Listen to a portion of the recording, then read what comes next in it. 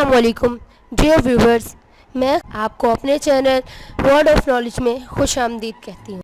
आज हम आपको एक नहीं दो अंबिया कराम अलैहिस्सलाम के बारे में बताएंगे और दोनों आपस में क्या रिश्ता है ये भी बताएंगे। सबसे पहले एक सिलसिला नबूवत से ताल्लुक़ रखने वाले नबी हज़रत इसहाक़ अलैहिस्सलाम और दूसरे नबी उन्हीं के बेटे हज़रत याकूब अलैहिस्सलाम हैं।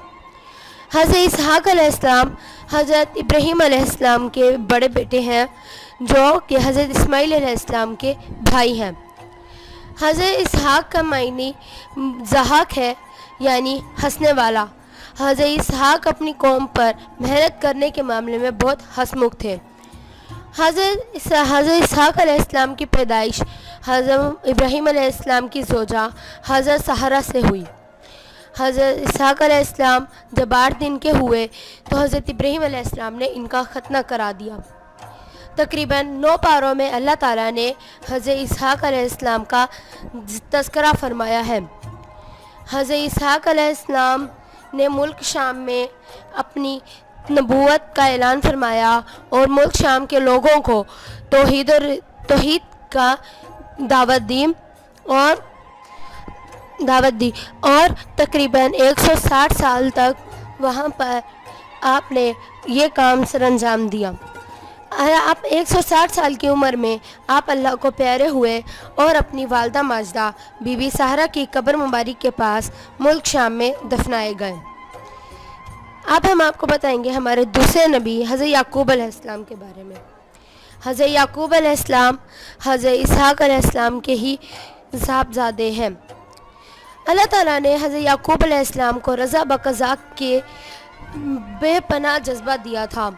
ये 2 भाई इकट्ठे पैदा हुए और पिछली रात को पैदा हुए, इसीलिए याकूब नाम रखा गया।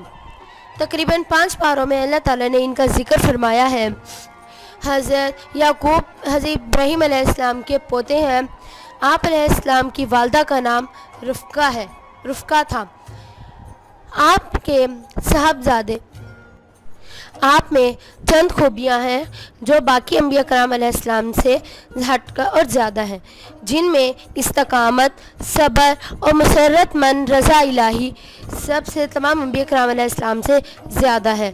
वो ऐसे कि आपको आपकी उम्मत ने बहुत तंग किया, आपको तरह तरह के मज़ालिम से तंग किया, लेकिन आप फिर भी साबित कदम रहे और अपनी कौम को तौहीद का दावत देते रहे।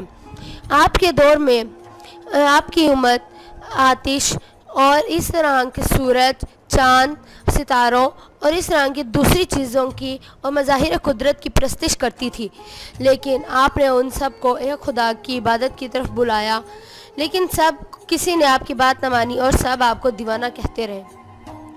सिवाय चंद एक लोगों के कोई आगे न बढ़ा और उस वक्त हाकिम भी आपके मुखालिफ हो गए और आपको आपके मुल्क से निकाल दिया गया। आप फिर वहाँ से हिजरत करके कनान आ गए। आपने वहाँ रास्ते में आपको अल्लाह ताला ने एक बेटा अता किया जो बहुत ही हसीन और जमील और ख़ूबसूरत था। उसका नाम यूसुफ रखा। वो बहुत ही और आपके बेटे हज़रत यूसुफ अलैहिस्सलाम भी एक नबी हैं। आपके टोटल कुल 12 बेटे थे, जिनमें से हज़रत यूसुफ अलैहिस्सलाम 11वें नंबर पर थे। बड़े 10 भाई हज़रत यूसुफ अलैहिस्सलाम से बहुत हसद करते थे, इसीलिए क्योंकि हज़रत यूसुफ अलैहिस्सलाम अपने वालिद हज़रत याकूब अलैहिस्सलाम को बाकी बेटों से थोड़े ज़्यादा अजीज़ थे और उन्होंने हसद में आकर अपने छोटे भाई हज़रत यूसुफ अलैहिस्सलाम को बचपन ही में कुएं में फेंक दिया और घर जाकर हज़रत याकूब अलैहिस्सलाम से झूठ बोला। घर जाते वक्त वो हज़रत यूसुफ अलैहिस्सलाम का कुर्ता जानवरों के खून से भर कर ले गए और انہیں جا کر حضرت یعقوب علیہ السلام کو دکھایا اور ان سے کہا کہ یوسف کو بھیڑیا کھا گیا ہے. ہم نے اسے بچانے کی بہت کوشش کی لیکن ہم نہ بچا سکے. لیکن حضرت یعقوب علیہ السلام کو پتہ چل گیا کہ ان کے بیٹے جھوٹ بول رہے ہیں. حضرت یوسف علیہ السلام کو کسی بھیڑیے نے نہیں کھایا، لیکن انہیں یہ پتہ نہ چل سکا کہ ان کے ساتھ کیا ماجرا ہوا. اس طرح وہ حضرت یعقوب علیہ السلام کو حضرت یوسف علیہ السلام سے کی جدائی کا بے حد صدمہ لگا، اور اس وجہ سے وہ حضرت یوسف علیہ السلام کے چھوٹے اور سگے بھائی بنیامین کو اپنے سے کبھی علیحدہ نہیں کرتے تھے. فرماتے تھے کہ مجھے بنیامین سے یوسف کی خوشبو آتی ہے. آپ نے حضرت یعقوب علیہ السلام ہر وقت اپنے بیٹے حضرت یوسف علیہ السلام کی جدائی کے غم میں روتے رہتے تھے. کیونکہ حضرت یوسف علیہ السلام انہیں بہت عزیز تھے اور انہیں بشارت ہو چکی تھی کہ حضرت یعقوب علیہ السلام کے بعد حضرت یوسف علیہ السلام اگلے نبی ہوں گے. اسی لیے انہیں وہ تمام بھائیوں سے زیادہ عزیز تھے، اور اسی وجہ سے ان کے بھائیوں نے انہیں اپنے والد سے جدا کر دیا، اور حضرت یعقوب علیہ السلام کو یہ صدمہ وہ برداشت نہ کر سکے اور روتے رہے. عمر کے آخری حصے میں آ کر مسلسل رونے کی وجہ سے حضرت یعقوب علیہ السلام اپنی بینائی گنوا چکے تھے، لیکن پھر بھی حضرت یوسف علیہ السلام کی جدائی کا صدمہ نہ بھولا تھا. وہ ہر وقت انہیں یاد کرتے رہتے تھے کہ اس دوران جب حضرت یوسف علیہ السلام کو ان کے بھائیوں نے کنویں میں ڈالا تو انہیں ایک قافلے والے مصر لے گئے اور وہاں جا کے انہیں بیچ دیا، اور وہاں حضرت یوسف علیہ السلام مصر میں بڑے ہوتے رہے، وہیں پر جوان ہوئے، اور وہیں پر اللہ تعالیٰ کی مرضی اور اللہ تعالیٰ کی حکم سے حضرت یوسف علیہ السلام کو وہاں سے بادشاہی عطا کی گئی. جب حضرت یوسف علیہ السلام کو مصر کی بادشاہی عطا ہوئی تو اس کے 7 سالوں بعد قحط پڑ گیا، اور اس طرح چونکہ حضرت یوسف علیہ السلام نے پہلے سے ہی قحط کی تدبیر کر رکھی تھی، اور اس وقت آس پاس کے تمام ممالک کے پاس گندم ختم ہو چکی تھی، اور گندم صرف حضرت یوسف علیہ السلام کے پاس مصر کے حکومت کے پاس تھی. اس لیے آس پاس کے ممالک نے حضرت یوسف علیہ السلام سے رابطہ کیا اور گندم خریدنے کی کوشش کی. اتنے میں قحط کنعان میں بھی پڑا، اور حضرت یعقوب علیہ السلام کے گھرانے پر بھی فاقے کے نوبت آن پہنچی. انہیں بھی پتہ چلا کہ مصر کے حاکم کے پاس گندم ہے، تو وہ بھی پہنچے مصر کے حاکم سے گندم خریدنے پہنچے.